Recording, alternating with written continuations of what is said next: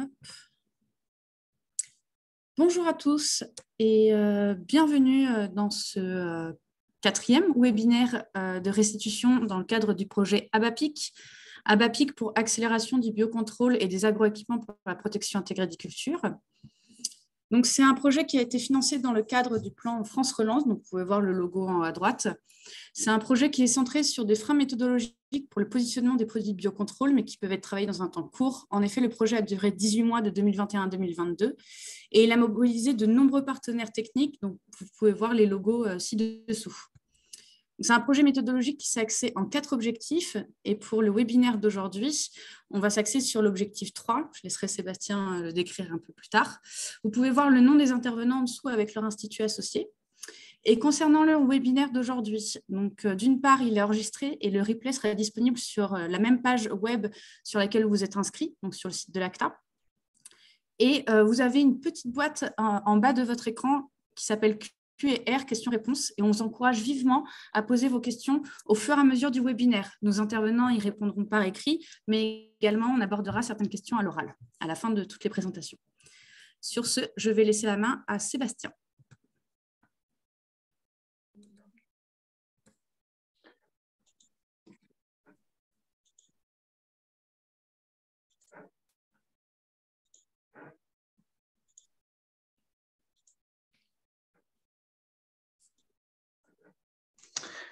Bon, bonjour à tous et bienvenue au webinaire. Donc, ce webinaire va s'axer sur le troisième objectif du programme ABAPIC qui est intitulé « Améliorer les capacités des ».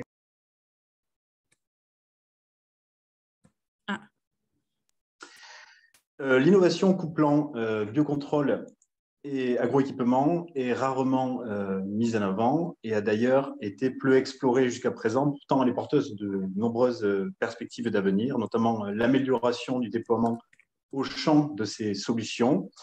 Perspective aussi de couplage entre les agroéquipements et des méthodes de diagnostic pour augmenter l'efficacité de ces solutions, mais également une meilleure identification des conditions d'application. Cela va remettre, on aura besoin de remettre l'agronomie au centre du jeu et vous verrez qu'aujourd'hui, nous allons soulever beaucoup de questions puisque ce qu'on va amener de réponses. En tout cas, le dispositif ABAPIC avait pour objectif de renforcer les capacités de la R&D, de travailler sur l'association entre les produits de biocontrôle et les agroéquipementiers en appui aux entreprises de ce secteur. Donc, très rapidement en introduction, on pense qu'il faut vraiment encourager les projets de recherche qui associent à la fois les fabricants de produits, les agroéquipementiers et les agronomes pour trouver des solutions, ce qui a été jusqu'à présent insuffisamment fait. Le problème, c'est qu'aussi on risque de sortir des solutions génériques qu'on employait jusqu'à présent. Et en effet, jusqu'à présent, la PLUV, elle était un petit peu la même, les techniques d'application un petit peu la même pour tous les types de produits. Et on risque de devoir changer ça. Donc, c'est important, ces collaborations entre les différentes parties prenantes. Alors, nous avons identifié plusieurs verrous. Tout d'abord, un manque de connaissances sur les spécificités de pulvérisation et d'application de ces produits à efficacité partielle. Et d'autre part, ma collègue Maud vous approfondira ça, mais une grande différence d'efficacité au champ est observée par rapport à celle qu'on a sur des échelles plus amont, c'est-à-dire au niveau du laboratoire, de la boîte de pétri, ou voilà. Donc, il y a un transfert d'échelle qui est difficile à effectuer et sur lesquels on a identifié la technique d'application comme un des freins. Alors, ce contexte, il est intégré. Alors, je vais le détailler très rapidement en introduction, c'est que l'utilisation sur le terrain de techniques d'application peu efficientes et ou non adaptées aux spécificités du produit donc, est identifiée comme un frein. On observe aussi une grande variabilité des matériels d'application qui sont utilisés dans les exploitations, une grande variabilité des performances de ces matériels et qui va se traduire par des quantités de produits appliqués sur le végétal cible de manière très différente. Et ça, c'est des éléments qu'il faut intégrer pour mieux comprendre les déterminants de l'efficacité. Alors effectivement, la moindre efficacité de ces solutions font qu'elles requièrent encore plus que les produits chimiques conventionnels des techniques d'application précises et adaptées pour optimiser l'efficacité. Or, l'efficacité en fait, des solutions chimiques conventionnelles a eu pour conséquence de ne pas inciter à améliorer les pratiques de pulvérisation. Et c'est souvent encore le temps de chantier ainsi que la simplicité du matériel qui va guider le choix de l'agriculteur pour le choix du matériel et non la qualité de pulvérisation. Donc, le corollaire, c'est que tant que les pratiques de pulvérisation n'évoluent pas, on risque d'avoir du mal à maîtriser l'utilisation de produits et leur mise en œuvre au champ pour les produits à efficacité partielle, sans prise de risque excessive par les producteurs. L'efficacité de ces solutions chimiques conventionnelles a également eu pour effet de limiter le besoin de connaissances fondamentales sur les déterminants de l'efficacité des produits. Et ces éléments, il va falloir les lever aujourd'hui. Donc, c'est pour ça que je disais qu'il fallait remettre l'agronomie au centre du jeu. Voilà. Donc, le mode d'expression des doses, enfin, pour finir ce chapeau d'introduction, c'est que le mode d'expression des doses de produits actuels, où on a une dose qui est définie par hectare de sol, quelles que soient les conditions d'application, c'est-à-dire quel que soit le stade de la plante, le mode de conduite de la culture, entraîne des quantités de produits déposés sur la végétation qui peuvent être très, très diversifiées en fonction de à quel moment on applique le produit et avec quel matériel aussi on l'utilise. Donc ça va demander mieux comprendre les facteurs de l'efficacité des produits de biocontrôle, ça va demander des meilleures connaissances et des connaissances sur tous ces aspects. Et c'est ce qu'on a tenté de faire justement dans le projet ABAPIC, du moins d'aborder ces questions. Alors, qu'est-ce qu'on a pu faire durant ces 18 mois du projet? Donc, tout d'abord, il y a eu une réalisation d'un état de l'art, c'est-à-dire une synthèse bibliographique, et également accompagnée d'une enquête auprès des différents acteurs concernés, à la fois des agroéquipementiers et des firmes phytosanitaires, sur ce qu'on savait sur les conditions d'application des produits de biocontrôle. Là, David Pasquier de l'Arvalis va nous faire une synthèse bibliographique sur l'étude qui a été réalisée donc, par Arvalis. Et enfin, deux instituts techniques, l'IFEV et l'ITB, vont vous présenter les développements méthodologiques qui ont été conduits dans le but de proposer à terme de nouvelles méthodologies d'expérimentation des produits de biocontrôle, notamment en lien avec leur mode d'application. Donc, il s'agissait de développer de nouvelles méthodes, mais à terme de nouveaux services pour les différentes parties prenantes, et notamment les firmes phytosanitaires, qui vont permettre d'identifier au niveau de la parcelle en production, et ça c'est vraiment important, les facteurs qui influencent l'efficacité des produits en lien avec leur mode d'application. Donc, je vais de suite laisser la parole à David d'Arvalis qui va vous présenter la synthèse bibliographique.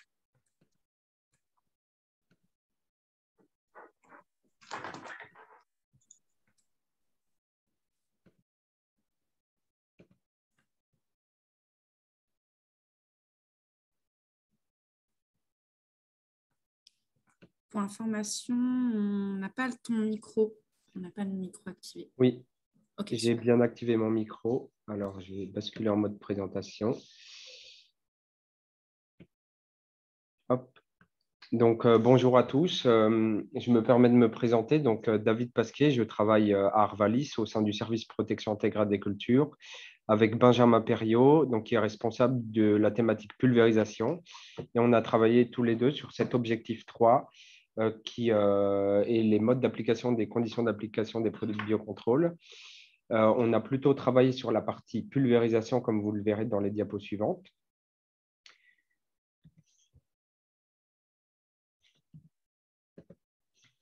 Si ça veut bien passer, voilà. Par rapport aux objectifs, le contexte d'Arvalis, alors nous, on avait deux buts principaux par rapport à cette étude. C'était d'abord d'exposer en détail les connaissances disponibles sur les modes d'application et les conditions d'application des produits de biocontrôle. Donc là, comme je vous l'ai dit, on a travaillé uniquement sur des produits de biocontrôle pulvérisables, donc les substances naturelles et les micro-organismes. Et comme l'a dit Sébastien, on a effectué deux choses. On a tout d'abord réalisé cet état de l'art et ça nous a conduit après à réaliser une enquête pour rassembler des données supplémentaires par rapport à cet état de l'art, donc expérimental ou des données d'expertise, et dégager des pistes de travaux futures pour un futur conseil dans le domaine du biocontrôle. Par rapport aux étapes du raisonnement qu'on a effectuées, donc comme je vous l'ai dit, on a d'abord effectué cet état de l'art par bibliographie et synthèse d'enquête, donc je vais vous présenter les méthodologies après. Et à partir de cet état de l'art a découlé deux choses qui nous paraissaient importantes pour le futur conseil dans ce domaine. Donc, c'était de mettre à jour l'arbre de décision Volumbus déjà disponible en conventionnel en grande culture, mais aussi la réalisation d'un plan type de fiches conseil. Donc, c'est des fiches substances avec des produits qu'on a régulièrement utilisés pour nos expérimentations. Et donc, vous présenter la structure de ces fiches. Par rapport à l'état de l'art des conditions d'application des produits de biocontrôle, on a tout d'abord effectué 2 constats. C'est qu'on a observé qu'il y a une grande différence d'efficacité au champ pour un produit de biocontrôle par rapport à celle observée en laboratoire. Et le deuxième constat, c'est qu'il y a un grand manque de connaissances sur ces spécificités de pulvérisation des produits de biocontrôle. Donc, la problématique au final qu'on s'est posée, c'est si on pouvait capitaliser toutes ces connaissances disponibles en conventionnel pour l'application des produits de biocontrôle et voir ce qui était faisable. Par rapport à la bibliographie, donc, ce qu'on a fait, c'est qu'on a utilisé plus de 60 documents de référence dans des bases de données bibliographiques. On a utilisé des bases disponibles en biocontrôle, notamment l'index ACTA et la base EFI-Lances. On s'est appuyé sur des expérimentations et des synthèses d'Arvalis. Et on a aussi partagé beaucoup d'expertise avec Claude Momnet, qui est le chargé de mission biocontrôle chez Arvalis. Après avoir fait cette synthèse bibliographique, ça nous a mené à lister des thèmes d'intérêt qu'on a dégagés de cette synthèse que vous voyez ici. Donc, l'intérêt du projet ABAPIC, mode d'action et formulation de la substance active, le comportement du produit au champ, les paramètres de pulvérisation entrant en compte, les conditions de la parcelle, les conditions météorologiques, les difficultés rencontrées au champ et les leviers d'action pour améliorer l'application. Avec tous ces thèmes d'intérêt, on a pu réaliser un guide d'entretien général que l'on a adapté à tous les acteurs qu'on a pu enquêter. Donc ici à gauche, vous voyez la roue des enquêtés un peu qui représente. On a pu enquêter 37 enquêtés et on voit ici le pourcentage des différents enquêtés qu'on a pu interroger. Donc c'était des enquêtes qualitatives, entretien 1 heure par Teams pour acquérir le plus d'informations possible. Là, c'est un peu le panel exhaustif que vous pouvez voir de tous les enquêtés qu'on a pu interroger. Dans la suite donc, de cette présentation, j'ai fait le choix de regrouper les résultats de la synthèse bibliographique et les résultats de la synthèse des enquêtes par thème. Donc, vous le verrez, je vais vous les montrer par la suite. Donc, ces résultats, ils comprennent à la fois des résultats issus d'expérimentaux, mais aussi des résultats issus d'expertise. Et tous ces résultats permettront de dégager des pistes de travaux futurs que j'ai mis en orange pour continuer la recherche dans ce domaine. Par rapport à donc, toutes les thématiques qu'on a évoquées, on va donc parler de mode d'action des produits, de formulation, stockage et préparation de la bouillie, de pulvérisation, de conditions météorologiques, de pratiques agricoles associées et de leviers d'action pour améliorer l'application. Concernant le mode d'action des produits, donc nous, en pulvérisation, il faut savoir qu'on fonctionne souvent par mode d'action dit application, donc produit de contact racinaire ou systémique. Et en fait, au fur et à mesure de la bibliographie et des enquêtes, on s'est rendu compte que beaucoup d'acteurs nous parlaient d'autres modes d'action que ceux qu'on avait en tête, notamment de modes d'action liés à la cible. Donc là, on a les exemples pour les micro-organismes de parasitisme, d'antibiose, de compétition. Mais on a aussi des exemples pour les substances naturelles, notamment asséchantes, tout ce qui est maltodextrine, huile essentielle d'orange douce, ou effet vapeur comme le soufre. On a aussi des personnes qui nous ont parlé de modes d'action plutôt liés au positionnement, donc préventif ou curatif, qui va être important pour le produit de biocontrôle. Et d'autres experts qui étaient plutôt des experts biologie, microbiologie, nous ont parlé plutôt de modes d'action directement, spontanément biologiques, donc au niveau destruction des cellules, arrêt du cycle de la respiration. En plus de ces divers modes d'action cités, on voit aussi que l'important pour les produits de biocontrôle, c'est d'avoir le meilleur timing d'application possible en ayant une forte connaissance du triptyque bioagresseur plante produit que je vais vous détailler par la suite. Et donc là, on voit bien que la piste de travail future sur ce domaine-là, ça va être de définir un mode d'action qui va être utile pour faire du conseil en biocontrôle, parce qu'évidemment, on ne peut pas prendre tous ces modes d'action-là pour faire du conseil. Donc, besoin d'harmoniser la définition du terme mode d'action. Par rapport à la deuxième partie, donc formulation, stockage et préparation de la bouillie, on a bien sûr, comme pour les produits conventionnels, donc qui va influencer sur l'efficacité du produit de biocontrôle, la capacité à épandre, donc l'étalement, la rétention, la pénétration, la toxicité envers la plante, mais aussi envers les auxiliaires. Donc ça a été beaucoup évoqué, notamment pour le cas du spinosate qui est toxique envers les auxiliaires et ça peut affecter l'efficacité au champ. On a aussi l'adaptation par rapport aux bioagresseurs, donc comme je vous l'ai dit, la localisation, l'appétence. le stade, la mobilité, le pic d'agression. Donc là, vous avez l'exemple du virus de la granulose sur pomme où des efficacités ou des inefficacités étaient prouvées alors que le produit de biocontrôle était efficace du fait de la non-appétence pour le bioagresseur. Mais on va avoir aussi des paramètres spécifiques pour les produits de biocontrôle, notamment la qualité de l'eau, donc pH, dureté de l'eau. Alors, la température de la bouillie, qui va être quand même plus compliquée à contrôler, la température de la bouillie qui va surtout agir par rapport aux micro-organismes, et la compatibilité des produits. Donc là, en dessous, je vous ai mis une photo de l'incompatibilité d'un produit de biocontrôle avec un produit conventionnel où ça a sédimenté dans le bidon et ça a provoqué le bouchage du filtre.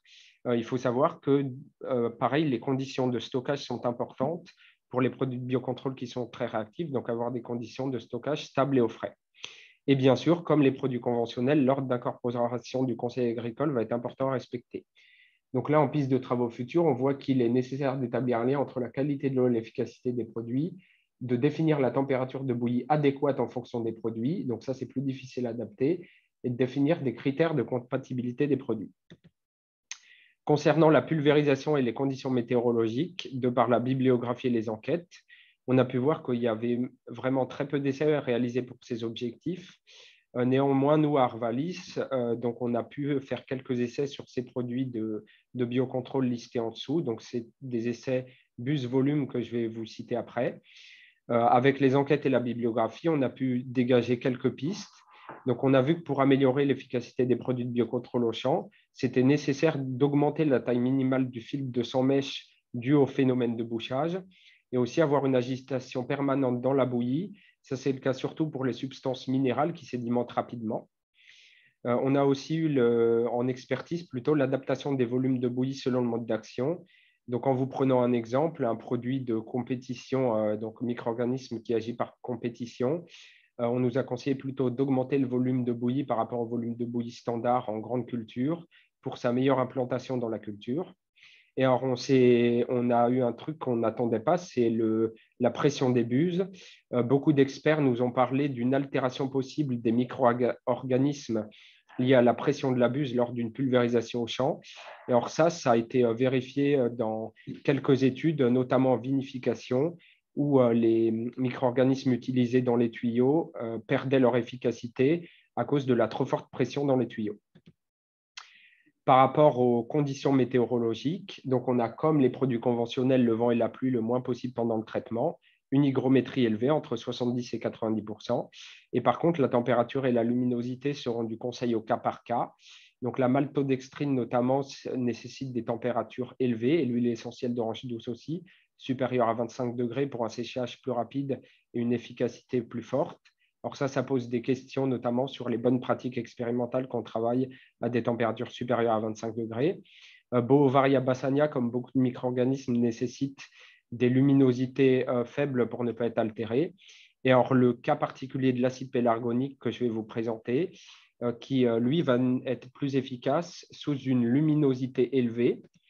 Par rapport aux pistes de travaux, du coup, ce serait de faire des essais aux enceintes climatiques pour tester ces cas par cas par rapport aux substances de biocontrôle utilisées et aussi tester les conditions du sol, notamment pour les produits de biocontrôle racinaire. Et on a aussi amélioré les conditions du suivi météorologique post-traitement. Et ça, c'est important parce que le produit de biocontrôle est vivant ou issu du vivant et donc va évoluer dans le temps à la parcelle par rapport au produit conventionnel. Donc là, c'est le petit exemple de l'acide pélargonique. En fait, l'acide pélargonique, quand il va être appliqué, il va rompre la membrane cellulaire des cuticules des adventices et ça va entraîner une déshydratation de la plante. Et en fait, cette déshydratation de la plante, elle va être accélérée par l'effet de la luminosité. Donc, plus on aura une luminosité forte, plus le produit sera efficace. Par rapport aux autres aspects, donc on avait aussi l'aspect pratique agricole associé. Donc là, l'utilisation des combinaisons de levier comme en conventionnel, donc la prophylaxie, efficacité de l'effeuillage prouvé en vigne et en arboriculture, exemple soufre sur botrytis, maltodextrine sur alerode, l'efficacité du broyage des fanes de pommes de terre prouvé en grande culture par utilisation de l'acide pélargonique en défanage. Et puis, on a aussi des pistes en variété, utiliser des variétés moins sensibles jeunes, donc plus de l'expertise là, et utiliser des leviers agroécologiques comme avoir un sol vivant, avoir une haie, avoir de la fertilisation par rapport à la vigueur de la plante ou combiner biocontrôle et biostimulant. Par rapport au dernier thème, donc les leviers d'action pour améliorer l'application, donc là, ce serait plutôt un levier connaissance des produits, améliorer les étiquettes des produits et faire des fiches par produit. C'est pour ça qu'on va vous montrer les fiches par substance. Levier optimisation des techniques, donc pulvérisation, notamment de la pulvérisation de précision, ici toujours pour être en accord avec le produit de biocontrôle qui va subir des conditions fortes au champ et donc il va falloir qu'il atteigne plus rapidement le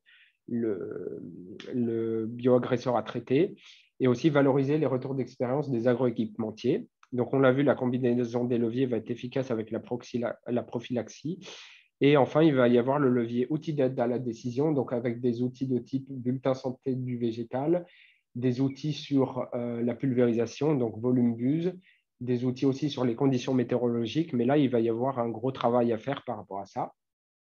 Et enfin, le levier communication, où là, essayer de montrer l'avantage du produit de biocontrôle par rapport à la culture, au lieu de dire simplement que c'est un produit qui peut être un substitut pour réduire l'IFT.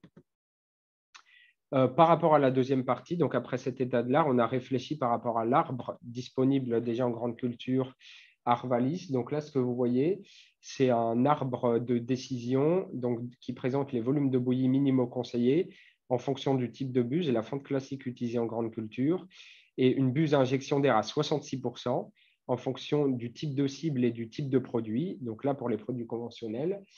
Et cet arbre-là, qui est historique à Arvalis, il faut l'adapter parce qu'il y a eu de nouvelles classes de réduction de dérive qui sont arrivées sur le marché, donc des 75% et des 90%. Donc on se pose la question de savoir s'il est toujours valable pour ces types de buses-là, et aussi si on peut faire le même constat pour les produits de biocontrôle par rapport aux produits conventionnels où on a pu faire cet arbre. Par rapport à cet enjeu-là, donc on a essayé de réaliser des essais de produits de biocontrôle pulvérisation avec les 3 types de buses et les volumes de bouillie. Donc là, l'essai que je vous présente, c'est un essai réalisé à Cessay-sur-Tille sur phosphonate de potassium et soufre sur septoriose pour différents volumes de bouillie, donc 50 litres par hectare, 80 et 150 litres par hectare. On voit ici que malheureusement, on n'a pas eu assez de maladies par rapport à cet essai, mais la réalisation de ces essais sont les prémices de futurs essais qui seront faits dans le cadre de la pulvérisation pour voir l'influence du volume de bouillie et du type de buse sur l'efficacité des produits de biocontrôle. Donc là, il faut poursuivre les travaux dans ces expérimentations-là, tout en intégrant les 2 nouvelles classes de réduction de dérive sorties en grande culture. Enfin, la dernière partie, c'est l'ébauche de fiches conseils qu'on a essayé de commencer. Donc là, ce que je vais vous présenter, c'est plutôt la structure des fiches que leur contenu. Donc, je vous montre 2 types de fiches. Un pour le soufre, qui est une substance naturelle. Un autre pour le Bacillus subtilis, qui est un micro-organisme. Donc là, vous voyez, il y a différents niveaux d'information par fiche. On a un premier niveau plutôt sur le comportement de la substance active, donc mode d'action lié à l'application, le type d'action, sa forme majoritaire, puisque la formulation va jouer, les paramètres de pulvérisation, qualité de la bouillie, type de buse, volume de bouillie, les conditions d'application lors du traitement, donc température, hygrométrie, luminosité, vent-pluie qu'on a pu voir tout à l'heure, et les conditions de la parcelle, les pratiques agricoles et le positionnement. Là, ce qu'on peut clairement voir, c'est que, je vous ai dit tout à l'heure, tout ce qui était expérimental, c'est en vert, tout ce qui était expertise, c'est en violet. On voit notamment que pour une substance historique qui est le soufre, plusieurs expérimentations ont été testées, donc on a pu agrémenter avec des bases solides d'expérimentation notre fiche. Par contre, côté micro-organismes, là, il va y avoir du travail à faire, puisque pour l'instant, il y a la plupart des conseils, c'est sur de l'expertise. Et donc là, il faudra faire plus d'expérience en micro-organismes sur le terrain. Pour résumer, du coup, tout le petit topo que je vous ai présenté, donc ce que l'on retient du projet, on a tout d'abord des modes d'action spécifiques et multiples pour chaque substance dont l'expression varie au champ. On a une définition du mode d'action qui est assez complexe. Par rapport à la formulation et le stockage, il faut avoir des conditions de stockage stables et au frais. Lors de la préparation de la bouillie, surtout pour les substances naturelles, avoir une agitation continue et respecter l'ordre d'incorporation du conseil agricole. Sur le terrain, avoir des tailles minimales de filtres plutôt augmentées, donc autour de 100 mèches, tout en ayant une forte connaissance du triptyque bioagresseur, plan de produit pour le positionnement de la substance de biocontrôle. Pour les conditions extérieures, avoir un minimum de vent, pas de pluie, une forte hygrométrie, entre 70 et 90%. Et la température et la luminosité, le conseil se fera au cas par cas selon la substance. Et enfin, les pistes de travaux futurs par rapport au projet. Donc, déjà, les pistes de réflexion qu'on peut faire en groupe de travail, ce serait de définir un mode d'action qui servira de clé de différenciation pour le conseil sur l'application des produits. Donc là, on a proposé, pourquoi pas, le mode d'action lié à la cible. Se mettre d'accord sur les termes physiologie de la plante et agents considérés comme biocontrôle. Alors là, j'ai mis cette phrase parce que souvent dans les enquêtes, les enquêtés avaient du mal à savoir ce qui rentrait dans la physiologie de la plante et quelles substances pouvaient être considérées comme biocontrôle. On a aussi la partie entre le... Donc, on peut avoir une partie entre le terrain et le labo. Donc, tester des mélanges de produits pour définir leurs critères de compatibilité et aussi établir un lien entre la qualité de l'eau et l'efficacité des produits. Par rapport au filtre, tester différents niveaux de filtration pour chaque substance et notamment par rapport à la pression dans les buses pour les micro-organismes, effectuer des titrages avant et après pulvérisation pour voir la viabilité des micro-organismes selon la pression. Et enfin, quelque chose qui est quand même important, Noir Valley sont des enceintes climatiques de disponibles. Donc là, on pourrait réaliser des batteries de tests en enceinte climatique pour voir les effets, notamment température et luminosité, qui sont au cas par cas pour ces produits, mais aussi les effets des paramètres du sol sur les produits de biocontrôle racinaire. Et enfin, haut de terrain, ce serait d'accentuer les expérimentations bus-volume, comme je vous l'ai montré, de réaliser des essais spécifiques selon le mode d'action lié à la cible, mais aussi d'améliorer les expérimentations, donc avec des capteurs météo post-application, et de noter les leviers déjà présents sur la parcelle. Et enfin, quelque chose d'important qui a été relevé lors des enquêtes, si on arrive à dresser un bilan des situations d'échec rencontrées par les acteurs au champ, ça nous permettrait de commencer à faire du conseil par rapport à ces produits de biocontrôle, puisqu'aujourd'hui, on n'a pas encore d'expérimentation assez viable pour faire du conseil. On peut partir de ces situations d'échec pour voir ce qui ne doit pas être fait par rapport à ces produits. Voilà, du coup, je vous remercie de votre attention pour cette présentation.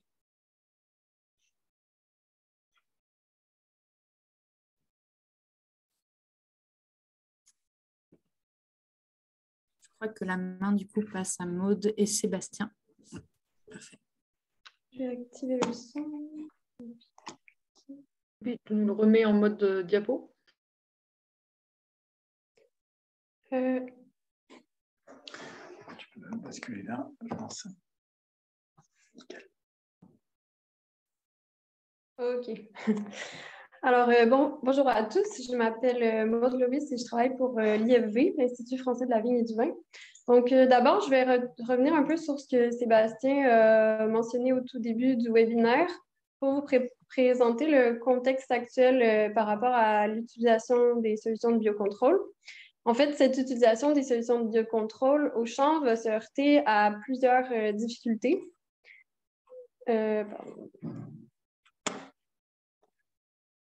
Okay. Donc, d'abord, il y a un transfert d'échelle problématique entre le laboratoire et la parcelle agricole parce qu'au laboratoire, les produits de biocontrôle sont testés en conditions contrôlées, alors que sur la parcelle agricole, le viticulteur, lui, va être en conditions opérationnelles. Donc, notamment, le matériel utilisé pour pulvériser le produit n'est pas représentatif en conditions contrôlées de celui utilisé en conditions opérationnelles et les résultats ne seront pas les mêmes. Ensuite, les produits de biocontrôle ont une efficacité moindre et irrégulière par rapport aux produits phytosanitaires conventionnels. Par conséquent, c'est nécessaire de les appliquer le mieux possible pour augmenter le dépôt de produits sur la végétation. Ça veut dire adapter les techniques de pulvérisation pour une application la plus précise possible. Donc, par exemple, ça peut être optimal d'utiliser un appareil de pulvérisation face par face qui va vraiment pulvériser proche de la végétation et qui va encadrer les deux côtés du rang. Également, c'est ce qui n'est pas fait actuellement, mais ce qui est important, c'est de tenir compte de la spécificité des produits de biocontrôle pour adapter la manière de les appliquer. Donc ça, on ne connaît pas encore les manières d'appliquer les produits pour tenir compte de leur spécificité. mais ça pourrait être possible qu'on doive appliquer, par exemple, certains produits sur la face inférieure des feuilles, là où sont les stomates et là où les pathogènes entrent, ou alors appliquer un volume hectare plus élevé pour certains produits à un moment précis de la saison pour s'assurer vraiment que toutes les feuilles du cep soient bien couvertes de produits.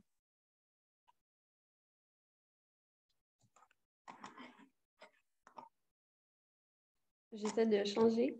Ah, ça y est. Donc, pour répondre à ce contexte et à ces problématiques et à ces questions soulevées, notre objectif à nous, c'est d'améliorer les conditions d'essai des produits de biocontrôle au champ en tenant compte de leur mode d'application. Donc, le but, en fait, c'est de développer de nouvelles méthodes d'expérimentation qui vont permettre d'identifier les facteurs qui influencent l'efficacité des produits de biocontrôle en lien avec leur mode d'application, parce que selon l'appareil qu'on va utiliser, l'efficacité des produits ne sera pas la même. Et pour ce faire, en fait, on va concrètement utiliser des pulvérisateurs de précision et réaliser cette expérimentation en conditions opérationnelles au champ, selon le principe de OFPE, On-Farm Precision Experimentation, que je vous expliquerai plus loin dans la présentation.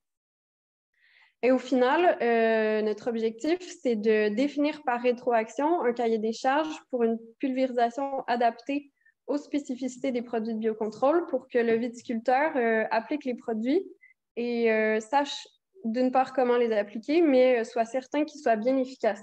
Parce qu'aujourd'hui, en fait, on donne des conseils génériques pour tous les produits de biocontrôle, mais l'idée, ce serait d'aboutir plutôt à des conseils spécifiques pour chaque produit, selon leur spécificité, bien sûr. Donc, le principe général de cette nouvelle méthode d'expérimentation qu'on cherche à développer, c'est de mesurer les écarts en termes d'efficacité de protection lorsque différentes doses fonctionnelles et différentes répartitions de dépôts de produits de biocontrôle sont appliquées sur la végétation. OK, mais qu'est-ce qu'une dose fonctionnelle? En fait, c'est une quantité de dépôt de produits reçus par unité de surface sur les organes à protéger, donc les feuilles et les grappes. Donc, en fait, ça se traduit par cette image. Ici, au champ, on a le pulvérisateur qui va émettre une dose, donc une dose hectare, qui est représentée par le produit qui sort des buses. Mais ce n'est pas toute cette dose ou toute cette quantité de produit qui va être appliquée sur les feuilles et les grappes parce qu'on a des pertes dans l'air au sol. Et donc, le produit qui est vraiment appliqué sur les feuilles et les grappes, on appelle ça la dose fonctionnelle, dont l'unité est le microgramme par centimètre carré de feuille. Et en fait, ce qu'on cherche à faire, c'est vraiment de faire un changement d'approche pour l'expérimentation phyto, c'est-à-dire ne plus raisonner en dose hectare, mais plutôt en dose fonctionnelle. Et en fait, on cherche à se fier à la dose fonctionnelle parce qu'il est sans doute mieux relié à l'efficacité du produit de biocontrôle que la dose hectare émise, puisque c'est vraiment ce qui atteint les organes à protéger. Donc, le principe général de cette nouvelle méthode, c'est, comme j'ai mentionné, mesurer les écarts en termes d'efficacité de protection lorsque différentes doses fonctionnelles, mais aussi lorsque différentes répartitions de produits de biocontrôle sont appliquées sur la végétation. Donc, ça veut dire que selon le type d'appareil qu'on va utiliser, la répartition du produit sur le cep ne sera pas la même. Par exemple, si on utilise un appareil face par face qui représente 20% du parc des pulvées en France actuellement, on voit que c'est tout le cep qui va être vraiment bien couvert par le produit. Par contre, si on utilise plutôt un appareil uniface qui correspond à un aéroconvecteur ou à une voûte pneumatique, qui correspond à 80% du parc de pulvées en France actuellement, on voit que c'est seulement la moitié des feuilles du cep qui sont bien couvertes. Bien sûr, il y a du produit sur l'autre moitié, mais pas appliqué de façon efficace, disons. Et si on utilise, en fait, on aimerait tester un troisième type de répartition en privilégiant le traitement par le dessous des feuilles et sur les zones fructifères, parce qu'on pense que ça pourrait être potentiellement efficace parce qu'on va traiter sous les stomates là où les pathogènes entrent, mais c'est une répartition à tester. C'est d'ailleurs pour cette raison qu'on va la tester cette année. Donc, toujours sur le principe général de cette nouvelle méthode d'expérimentation, en fait, il est basé sur la méthode OFPE, On-Farm Precision Experimentation, Qu'est-ce que c'est le OFPE? En fait, ça consiste à utiliser des technologies de contrôle intraparcellaire pour réaliser des expérimentations automatisées à l'échelle d'une parcelle ou d'un domaine agricole. Concrètement, ça veut dire qu'on utilise des pulvérisateurs de précision dans lesquels on va leur soumettre une carte de modulation qui est représentée ici en bas, qui est une parcelle divisée en unités spatiales élémentaires. Et pour chaque unité, il y a une consigne de dose et de répartition. Donc, on soumet cette carte de modulation aux appareils, aux pulvérisateurs, qui, eux, vont la lire, ils vont automatiquement l'appliquer à l'échelle de la parcelle. Donc ça permet de tester un nombre important de facteurs et de répétitions au sein d'une même parcelle, selon des dispositifs expérimentaux qui étaient impossibles jusqu'à présent. Et la méthode OFPE, en fait, permet, comme vous le voyez, d'organiser la parcelle sous forme d'unité spatiale et non sous forme de bande, comme le prône, disons, la méthode conventionnelle pour tester les produits de biocontrôle. Avec la méthode OFPE, on n'a qu'à préparer une seule bouillie et pas plusieurs, donc on a un gain de temps.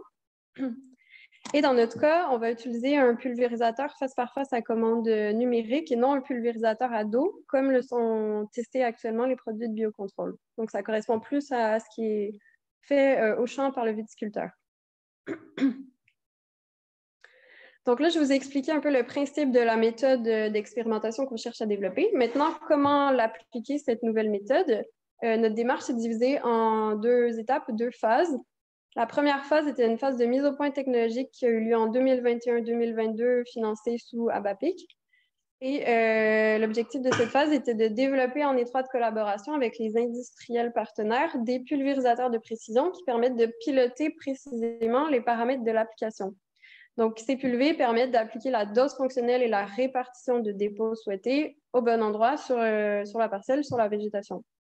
Ensuite, la deuxième phase qui est actuelle en 2023, hors financement ABAPIC, c'est une phase de développement où on va chercher à évaluer par des essais biologiques l'influence de différentes répartitions et l'influence de différentes doses fonctionnelles de produits sur l'efficacité de la protection. Et bien sûr, les expérimentations sont conduites selon le principe du OFPE. Donc, cette première phase 2021-2022, première phase de mise au point technologique, qu'est-ce qu'on a fait pendant ces 2 années-là? En fait, on a développé des technologies de précision qui permettent de piloter la dose fonctionnelle et la répartition, c'est-à-dire qu'en partenariat avec des industriels, on a conçu spécifiquement pour le projet 2 prototypes. Ils ont conçu 2 prototypes de pulvées à commande numérique pour l'application à taux variable en intraparcellaire. Ces prototypes se basent sur des technologies innovantes et inédites en pulvérisation viticole, soit les bus PWM, Pulse Width Modulation, qui permettent de commander individuellement chaque diffuseur, chaque bus. Et aussi, une autre technologie utilisée, c'est les bus centrifuges pilotables, individuellement également, et qui permettent de diriger indépendamment l'air et les liquides pour s'adapter à la végétation. Donc, nous, ce qu'on a fait en 2021-2022, on a surtout fait un travail de validation de conformité par rapport au cahier des charges initial qu'on avait soumis à nos industriels partenaires. On a vérifié que la plage de variation des débits, que la réactivité des pulvées, que la précision de l'application correspondait vraiment au cahier des charges qu'on leur avait soumis initialement. Également, en 2021-2022, lors de cette première phase, on a travaillé sur le pilotage de la pulvérisation. Donc, parce qu'en fait, les produits de biocontrôle sont appliqués sur la parcelle via l'utilisation d'une carte de modulation. Et c'est ainsi qu'on va piloter l'application des produits. Qu'est-ce qu'une carte de modulation? Ça va être une parcelle divisée en unités spatiales élémentaires, comme montré ici. Et chaque unité spatiale va recevoir une modalité d'application, donc une consigne de dose fonctionnelle à appliquer et une consigne de répartition de produits. Donc, cette carte de modulation qui représente une parcelle va être soumise au système de commande du pulvérisateur. Les modalités d'application définies sur cette parcelle sont géolocalisées et vont être traduites en carte de commande appliquée automatiquement par le pulvérisateur sur la parcelle. Ça veut dire que concrètement, on soumet cette carte de modulation au système de commande du pulvé et lui va appliquer automatiquement la bonne dose avec la bonne répartition au bon endroit sur la parcelle. Comment générer une telle carte de modulation? Donc, le principe très général consiste à transformer les données de végétation lues par un capteur LIDAR en carte de modulation, donc en carte de commande du pulvérisateur. Qu'est-ce qu'un LIDAR? C'est un capteur laser embarqué sur le tracteur qui va scanner la végétation afin de la reproduire en 3 dimensions sous forme de points. Et donc, ces données-là issues du scan LIDAR vont être utilisées afin de calculer les indicateurs végétatifs qui sont la hauteur, l'épaisseur et la porosité des steppes de vie, et pour établir finalement une carte de ces indicateurs végétatifs. Donc, concrètement, on a le capteur LIDAR qui est installé sur le tracteur, qui va passer entre les rangs de vignes, il va scanner la végétation. À partir de ces données-là, on va pouvoir reconstituer les rangs de vignes en 3 dimensions sous forme de nuages de points. Et puis, à partir de ces données-là de nuages de points, on peut créer des cartes des indicateurs végétatifs. Si je me rappelle bien, cette carte-ci, c'est une carte de l'épaisseur de la végétation sous forme de pixels de 3 mètres de long. Donc, plus le pixel est bleu foncé, plus l'épaisseur est élevée. Plus le pixel est pâle, moins l'épaisseur de la vigne va être élevée, plus elle va être basse. Donc, comment générer une carte de modulation à partir de cette carte des indicateurs végétatifs?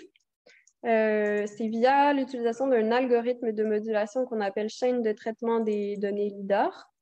Donc là, je vais vous l'expliquer très, très brièvement en quelques secondes, mais le processus est beaucoup plus long et complexe. Mais globalement, on entre cette carte des indicateurs végétatifs dans l'algorithme de modulation, ce qui nous sort une carte des dépôts prédits pour une dose pleine de 100%. Ces données sont réutilisées dans l'algorithme de modulation et sont comparées avec les données de la carte de dose fonctionnelle, donc carte de dépôt consigne à appliquer, qui correspond vraiment au dépôt de produit sur la végétation et non à la dose émise par le pulvé. Et finalement, on en sort une carte de modulation qui correspond à des commandes géolocalisées pour les pulvérisateurs, où chaque unité spatiale reçoit une dose fonctionnelle et une consigne de répartition.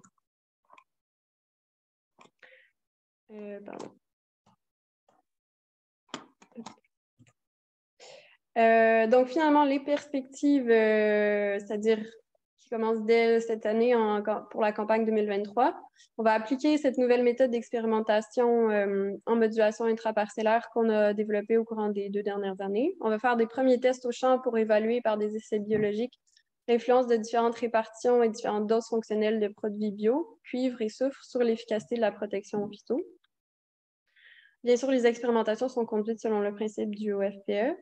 Pour 2024, ce qui est prévu, c'est de développer et valider cette méthodologie pour le biocontrôle avec la mise en œuvre de plusieurs produits de biocontrôle au sein de plusieurs exploitations qui ont une démarche d'expérimentation.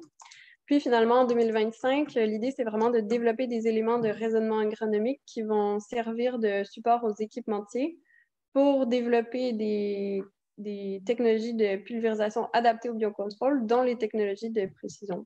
Donc, merci pour votre écoute et je vais passer la parole à Rémi Duval de l'ITB.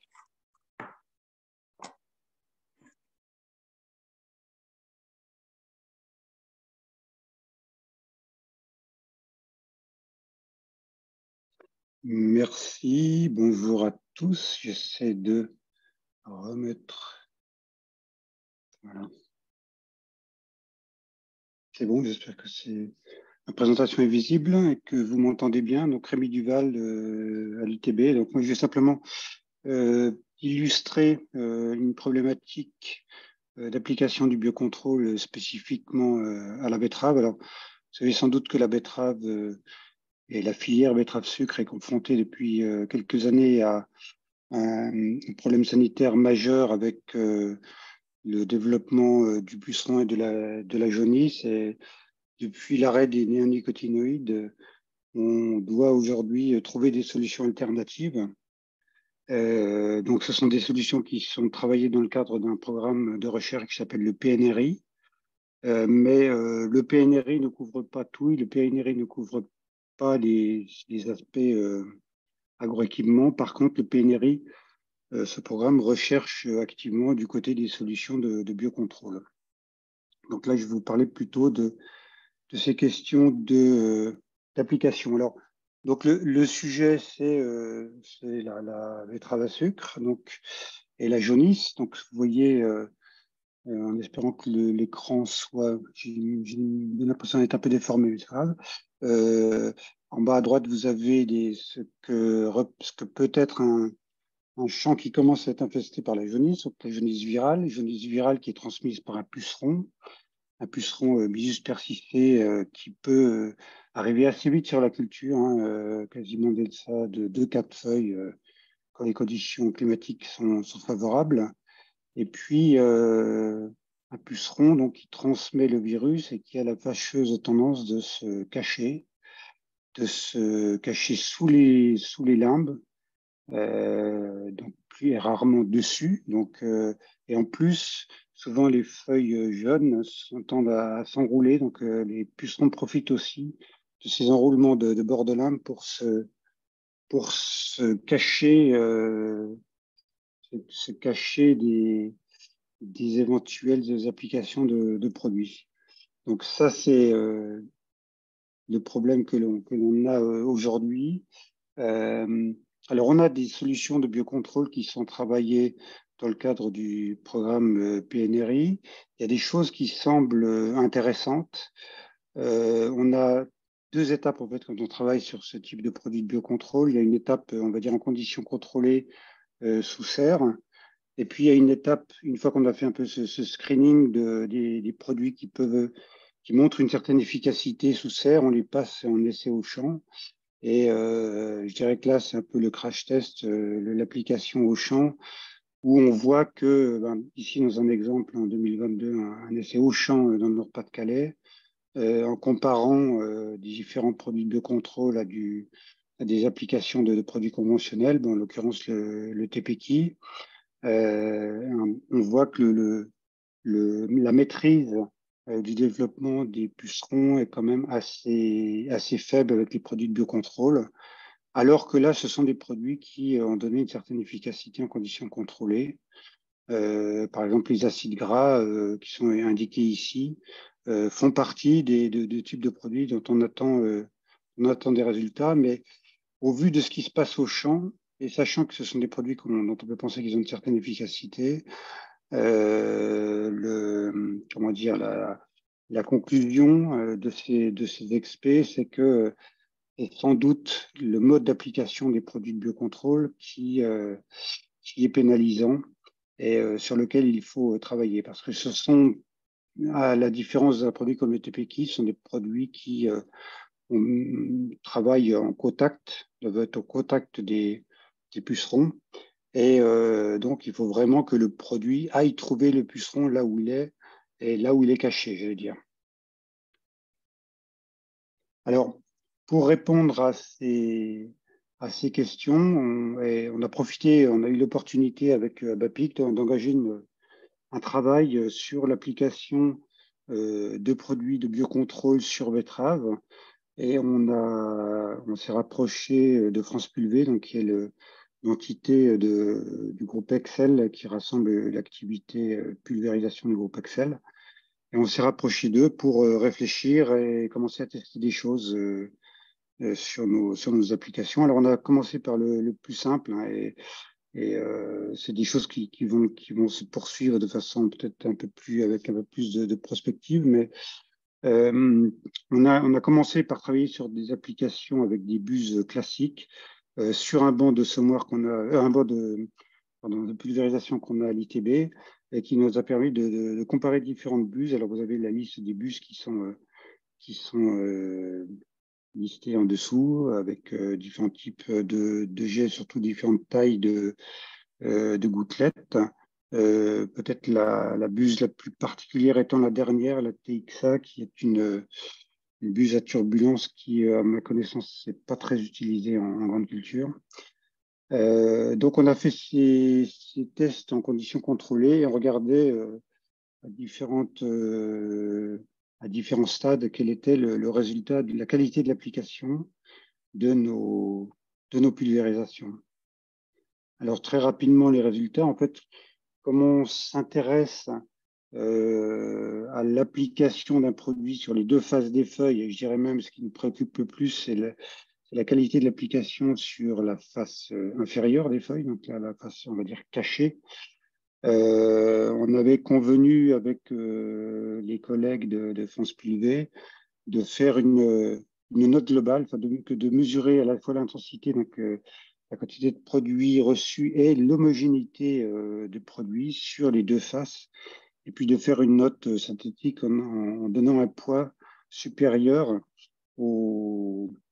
à la face inférieure, aux notes obtenues sur les faces inférieures, pour essayer de maximiser et de mettre en avant les bus qui auraient la meilleure qualité d'application sur ces faces inférieures.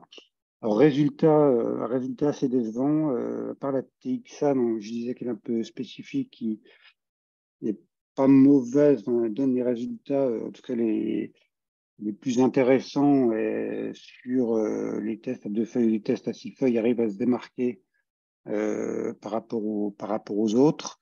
Et en fait, on n'a pas vraiment d'homogénéité dans la réponse, parce que le classement ici des buses tel qu'il est obtenu entre les deux stades, 2 feuilles et 4 feuilles, n'est pas le même. À part la TXA, les autres sont un peu chahutés, se retrouvent à des classes différentes. Donc leur qualité d'application peut être bonne dans un cas et décevante dans l'autre. Et puis à 6 feuilles, on n'a pas pu faire, il n'y a pas eu de tests significatifs, donc on n'a pas pu même établir de classement, parce que les résultats étaient trop hétérogènes. Et surtout, ce qui est important dans cette série d'expérimentations, de tests, c'est de dire que sur la face interne, on n'a jamais de notes. Alors, l'intensité et l'homogénéité sont traduites en notes. On n'a jamais une note supérieure à 2 sur 10 en application sur face interne. Donc, ça veut dire que voilà, on est sur un mode d'application tel qu'on l'a testé là, qui n'est pas satisfaisant. Ce n'est pas les bus qui vont nous sauver quelque part. Donc, grâce au projet ABAPIC, on a pu démarrer cette étude, mais on sait qu'il va falloir qu'on continue, parce qu'on n'est pas... Voilà, il faut qu'on teste d'autres solutions qu'on a déjà commencé à envisager avec les collègues de la pulvérisation. Donc, c'est des choses à venir, mais on a évoqué des solutions de pulvérisation avec flux d'air, ou des pulvérisations en se rapprochant de la plante, voire en croisant éventuellement plusieurs jets. Et puis l'autre perspective, ce serait de travailler sur de la pulvérisation confinée. Donc voilà, ça, ce sont des choses qu'on va poursuivre. Donc voilà, quelques résultats, mais qui montrent surtout les spécificités, les difficultés qu'on peut avoir à appliquer des produits de biocontrôle, surtout de type insecticide. Je vous remercie de votre attention. Je pense qu'on passe à une suite de questions, c'est ça, Lola? Oui, tout à fait. Sauf que nos spectateurs ont été très assidus, mais n'ont pas mis beaucoup de questions sur la boîte. Donc, si vous en avez une qui vous vient maintenant, n'hésitez pas. Ah, voilà, ça arrive gentiment. Alors, tiens, voilà, justement, Rémi, puisque c'est toi qui as la parole pour l'instant, on a Olivier No, là, de l'INRAE de Montpellier, qui dit que voilà, vous avez utilisé différentes buses en betterave, mais il demandait si tu avais en tête le critère pour évaluer la capacité à déposer sous les feuilles, là, comme tu nous disais que c'était l'objectif. Est-ce que tu sais comment ça a été évalué? Ce qu'on a mesuré, c'est simplement l'intensité sur les deux faces des feuilles. Donc, sur la face supérieure et inférieure, en termes de quantité de produits reçus et d'homogénéité de répartition du produit. Je dirais que ça a été fait à dire d'experts. C'est comment France Pulvé qui a ces méthodes de travail, qui a appliqué les méthodes de travail qui ont déjà, je pense, été utilisées sur vigne. Je ne sais pas si je réponds à la question. Je ne suis pas sûr de bien répondre à la question.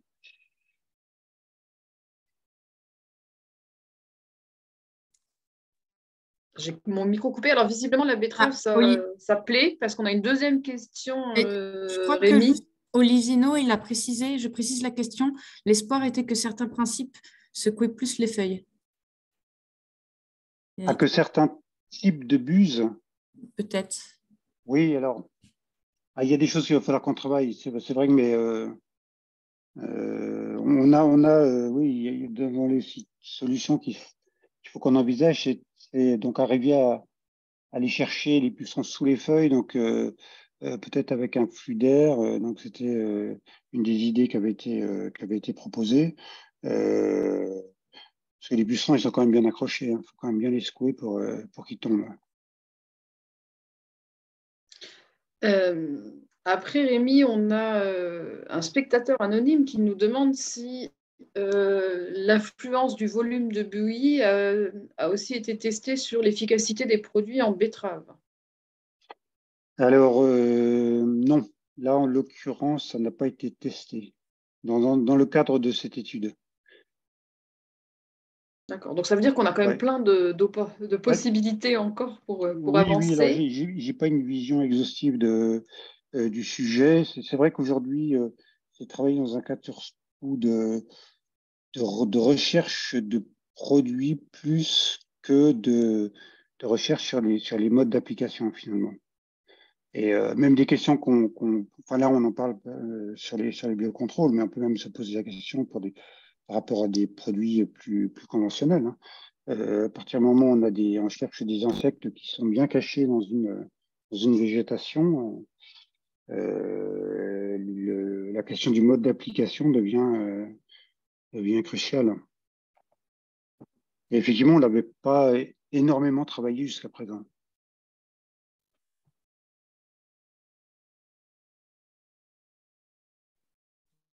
Merci pour cette réponse. Après, on a deux questions qui sont plutôt adressées, je pense, à l'IFV. Donc, une qui vient d'arriver qui demande si l'utilisation de cartes de modulation et la méthode OFPE, est-ce que ça va nécessiter de faire des expérimentations sur des plus grosses surfaces? Je ferme le micro.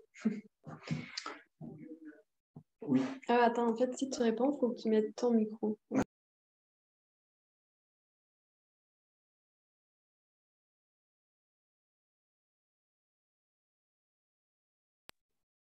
Bon, vous nous entendez bien?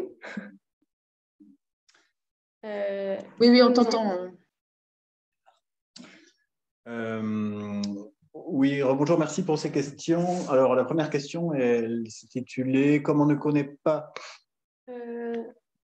Attends, l'utilisation des cartes de modulation et la méthode OFPE nécessiteront-elles de faire des expérimentations sur de plus grosses surfaces? Alors, ça dépend de ce qu'on appelle de plus grosses surfaces, mais effectivement, la méthode donc On-Farm Precision Experimentation, elle suppose de lancer des approches à la ferme,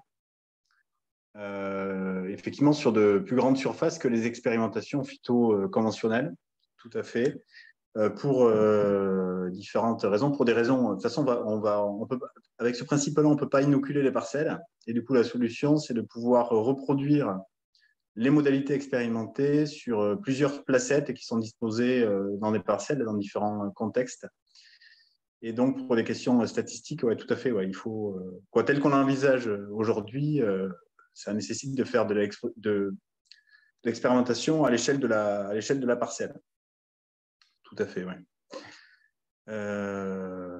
Après, on a deux types de questions là autour de la notion de dose fonctionnelle que vous nous avez expliquée. Donc, on a quelqu'un qui nous demande si vous pouvez nous donner en moyenne un ratio entre dose hectare et dose fonctionnelle. Et puis, je pose la deuxième peut-être pour que vous fassiez une réponse globale.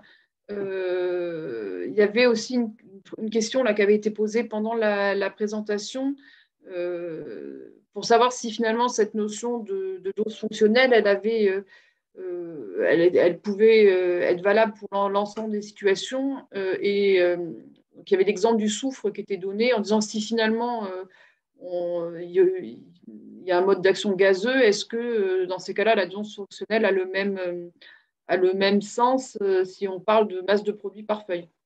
Oui, tout à fait. Alors, c'est une très bonne question. Les deux.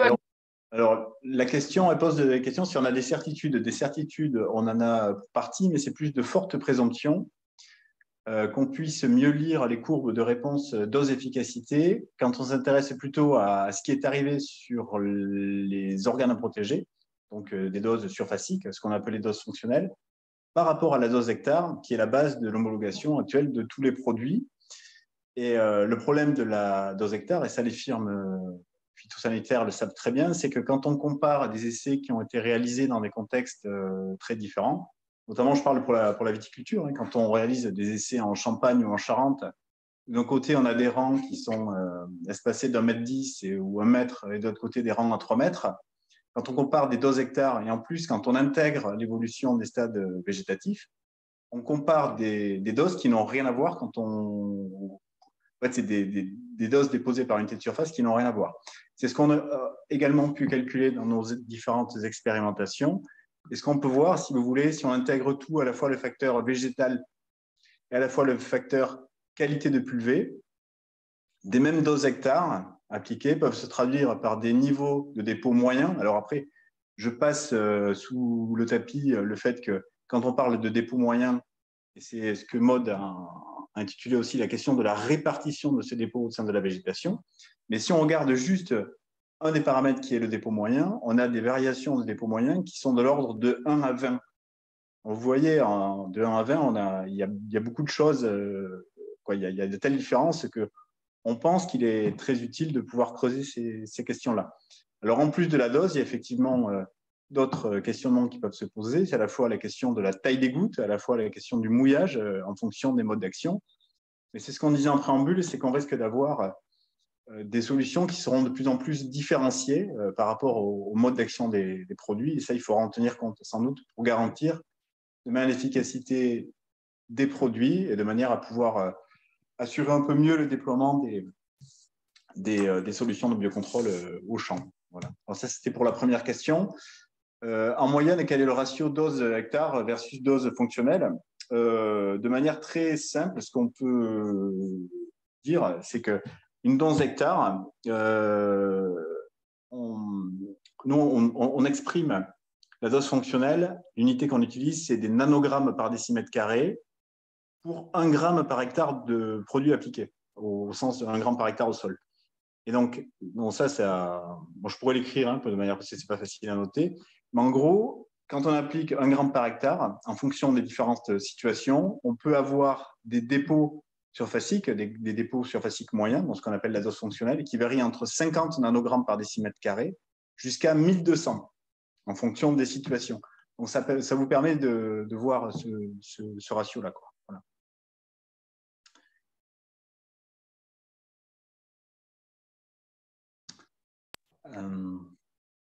Voilà. Voilà, j'ai l'impression qu'on a répondu pour l'instant aux questions que vous aviez posées. Alors, on a peut-être une question qui reste un peu en suspens sur luminosité et UV. Ce qui est sûr, c'est que on va reparler de l'effet des UV, comme tu l'as indiqué, Lola, hein, dans le webinaire sur les travaux sur l'impact de facteurs abiotiques sur des produits de biocontrôle vendredi prochain, le 31. Et donc, on pourra essayer de creuser pour savoir si c'est juste une question de vocabulaire ou si il y a plus de nuances que ça. Voilà, n'hésitez pas si... Ah, on a encore une nouvelle question qui est arrivée. Donc là, je ne sais pas si c'est... Ah oui, d'accord. Donc là, on a une question, peut-être justement, une question qui peut peut-être nous faire notre conclusion. Donc, on nous dit que donc on voit qu'on s'oriente vers des techniques qui sont de plus en plus ciblées, adaptées aux produits de protection qu'on va utiliser. Et donc, on nous demande comment est-ce qu'on prend en compte l'aspect économique pour l'agriculteur, le niveau d'investissement au sein de la recherche et des instituts techniques. Qu'est-ce qu'a envie, Benjamin, tu réponds à l'écrit. Est-ce que tu veux répondre à l'oral ? Oui, en fait, ce que je voulais dire, c'est qu'effectivement, c'est quelque chose qu'on prend en compte, notamment pour des choses qui sont assez nouvelles et qu'on ne connaît pas forcément. On dispose notamment d'un logiciel qui s'appelle Sister et qui nous permet de faire de l'évaluation multicritère. Sur un autre sujet, on travaille depuis quelque temps la détection d'adventices et la pulvérisation ciblée. Bah, c'est effectivement quelque chose qu'on travaille en parallèle, cette évaluation multicritère, pour voir si effectivement, sous les aspects économiques, environnementaux et sociétaux, cette technique passe ou pas demain. Donc oui, c'est des choses qu'on fait. On ne regarde pas la technique que sous l'angle de l'efficacité. Et après, c'est peut-être aussi des questions de pas de temps entre des premières évaluations de technique et puis après des travaux sur justement les impacts au sens large de techniques qui peuvent aussi évoluer avec la maturité de la technique qu'on considère. Tout à fait, parce que limite une technologie qui n'est pas forcément rentable aujourd'hui, elle peut le devenir demain par divers mécanismes économiques notamment. Voilà, bah ça peut peut-être être notre mot de la fin si vous n'avez pas d'autres questions à nous poser à l'écrit. Non, je n'en vois pas d'autres. Oui. Voilà. Bah, du coup, merci à tous aux invités et aux intervenants. Je tiens à préciser 2 choses. Donc, comme je l'ai dit au tout début, ce webinaire sera disponible en replay sur la même page sur laquelle vous êtes inscrite, si vous voulez le revoir ou le diffuser. Le prochain webinaire se déroulera du coup lundi prochain, lundi 27, et se portera sur comment évaluer l'impact des... non, pardon, c'est pas celui-là. Justement, je l'avais ouvert pour Johanna. Ça portera sur l'effet variétal sur les gènes de défense après élicitation avec un stimulateur de défense des plantes. Voilà, pour l'avant-dernier webinaire. Merci à tous et je vous souhaite à tous une très bonne journée et un très bon week-end. Merci, au revoir. Merci. Merci, au revoir. Merci, au revoir. Au revoir.